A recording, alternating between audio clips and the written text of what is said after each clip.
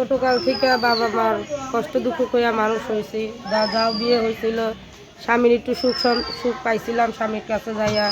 তো স্বামীটাও ব্লাড ক্যান্সারে মারা গেল। এখন ভাই অনেক কষ্টে আমি জীবন যাপন।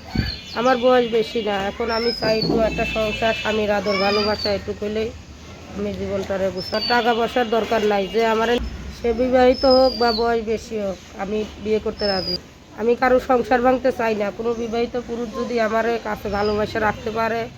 আসসালামু আলাইকুম দর্শক, আপনাদের প্রীতি ও শুভেচ্ছা জানিয়ে শুরু করছে আমাদের আজকের প্রতিবেদন। তো দর্শক, দেখতেই পাচ্ছেন আমাদের সামনে এক অসহায় এক আপু দাঁড়িয়ে আছে। আমরা তার গল্পটা শুনবো, জানবো আপু কেন আমাদের ইউটিউবের মাঝে আসলেন, তিনি কি বলতে চান। আপু আসসালামু আলাইকুম, ওয়ালাইকুম আসসালাম। কেমন আছেন?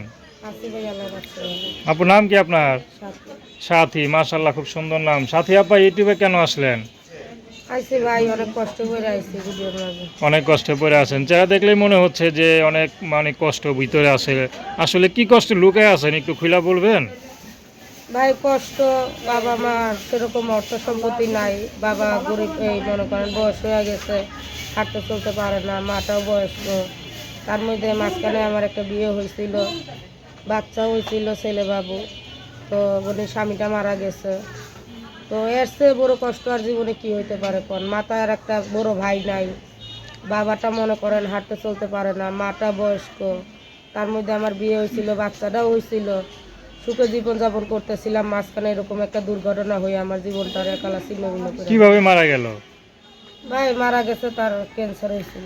আচ্ছা আচ্ছা, তো চিকিৎসা করতে পারছিলেন?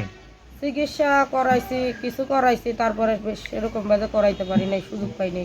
গরিব মানুষ, টাকা তো অনেক টাকা লাগে ক্যান্সার হলে, আসলে এত টাকা তো সম্ভব না, ঠিক না? হ্যাঁ, তো স্বামী কি কাজ করতো? স্বামী দর্জি কাজ করতো। আচ্ছা, এখন কিভাবে চলতেছেন?